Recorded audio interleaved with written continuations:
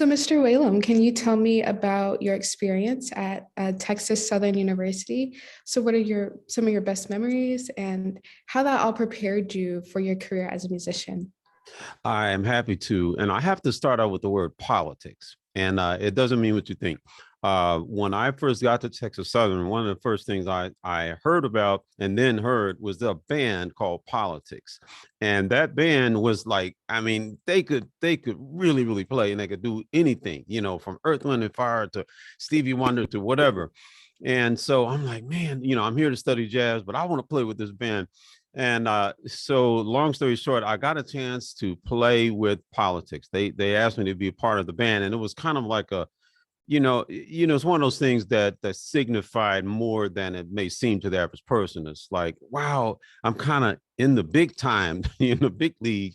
And that wasn't true, but it felt like it. And so as it turns out, the members of that band from Texas Southern University, and I'll make a point about this, went on to do some amazing things, including touring internationally as opera singers. Two of the musicians are now internationally acclaimed opera singers. Go figure that, right? Out of a kind of a Right. funk band.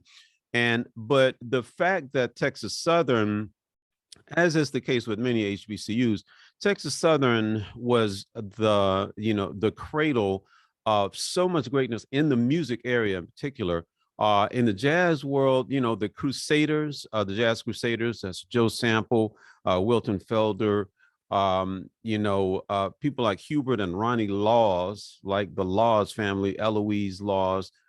You could go and find a whole lot of greatness that came out of that school, musically and sports and in academics. Right. Barbara Jordan, so many incredible people. So yeah, it started out with Politics, and I'm pretty excited about it.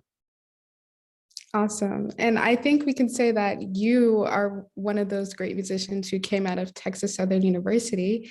You've performed with the likes of Barbara Streisand, Luther Vandross, Quincy Jones, and most notably, the wonderful Whitney Houston. So I would just want to know what was it like performing and recording with those artists, and what are some of your other biggest moments as a saxophonist? Well, I think it would be a little boring of me to go back through the list and talk about what it was like to play. It was awesome, right? But I'm going to tell you a quick story. Here's a vignette. I I was touring with Whitney Houston. We were in, we just left Oslo. Now we're in, Barcelona. And in Barcelona, there's the best seafood arguably in the world. We went to an incredible seafood restaurant, but Whitney wasn't with us. I came back and handed the card from this restaurant to Bobby Brown. I said, you have to take Whitney to this restaurant. No questions asked. He said, all right, okay. So they went.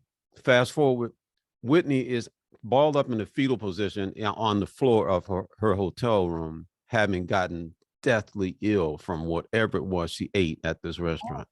40,000 people plus never got to see Whitney Houston sing at that time. And I think for years, I think it was some years after that those people with tickets never got to see her. And I remember that as an example of the things that can happen on the road that you don't get to hear about. But I love her so much, and playing at her funeral was just it was such a life moment for me. I'll never ever forget it. Wow, that's truly a blessing. And for our last question today, what is your advice that you would give to other HBCU students who are pursuing a career in either performance or music, and to all HBCU students in a general sense? Yes, believe beyond the boundaries. Believe beyond the boundaries.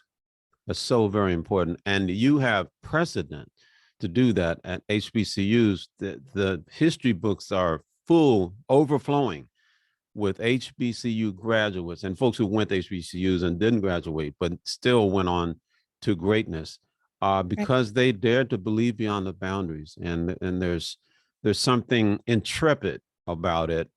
And at the time, it feels kind of wacky because you're like, man, am I wasting my time? People out there working in the tech sector, they don't have a degree, blah, blah, blah, blah, blah. You know what? Finish that degree.